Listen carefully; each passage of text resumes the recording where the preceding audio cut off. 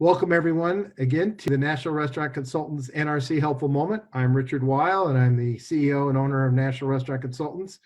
Today I am again joined by Mr. Brian Devine, the president of Top Line Management, our co-marketing partner with National Restaurant Consultants.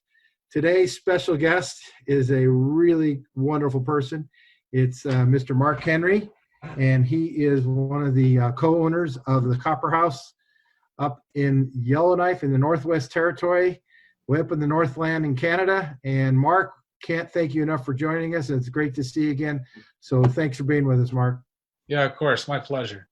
So Mark, first question is, how is everybody up in a fairly isolated place like Yellowknife to begin with? How's everybody doing, and how's your family and all your staff health-wise doing?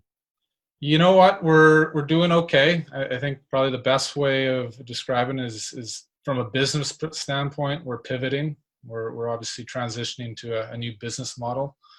Health-wise, we're lucky enough. Very few cases have landed in Yellowknife, and that's to do with the government implications of closing down the border. You can't get in here unless you live here.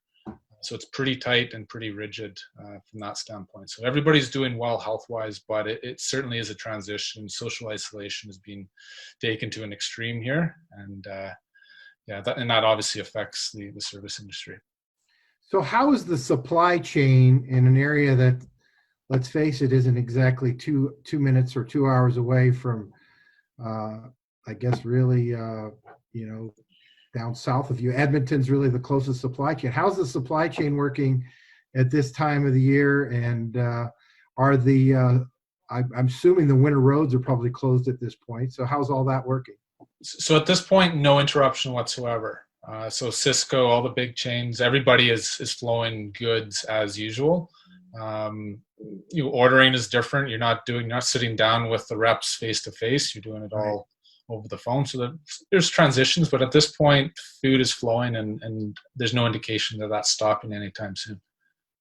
Well, that's wonderful.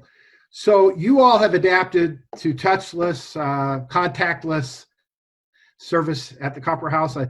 I'd like to have you explain a little bit about how you all transitioned so quickly, rapidly, and keeping your staff reasonably employed. But you want to tell everyone a little bit of what you all did to basically reinvent yourselves. Right on. Yeah, the pivoting process to touchless. We're predominantly a seated restaurant. That was our focus, but we always had touchless or takeout as an option, and we always had the building is actually an old Dairy Queen building, so it actually was set up for a drive-through very conveniently. So part of the model, but like any restaurant, you're just so focused and time is scarce, and so we never really got to it and exploited it to the degree that we wanted to. If you're going to find a silver lining in all this, it's allowed us to focus on this part of the business model and grow it. And there is a learning curve to it for sure, and trial by fire, because our competitors essentially shut down as well, and the whole town shows up at 6 o'clock ready to order, and they want their food. So we've learned through demand, and we've adopted. Not always pretty though.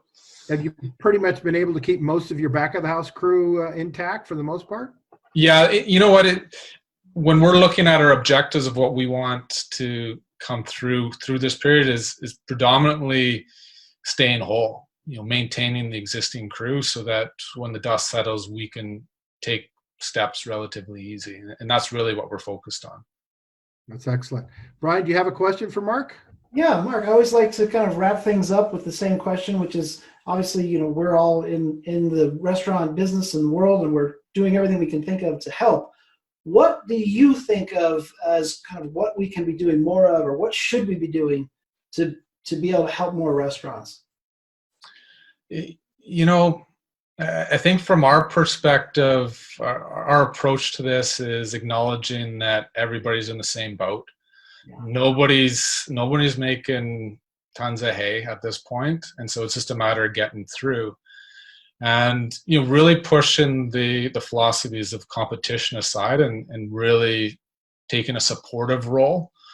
That's probably the biggest thing. And it builds camaraderie between your competitors, goodwill, but the public recognizes it as well, and that's really been of value in terms of building our brand image within the community. So being supportive and helping others with their online ordering process that is completely new to them was one of the things that we did in our.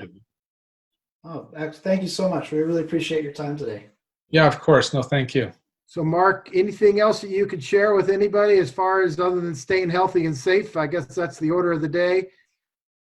Yeah, that's part of it. Kind of building off of the last component, where we're finding success is we feel a little bit liberated with this new business model, in that there's no rules. Kind of this environment is whatever sticks is the approach, and so having that freedom, we've essentially taken the model of, okay, the community wants to buy local. That's a big push, and you're hearing that, and people are so supportive of what we're doing, because they recognize the impact of how we're being impacted here.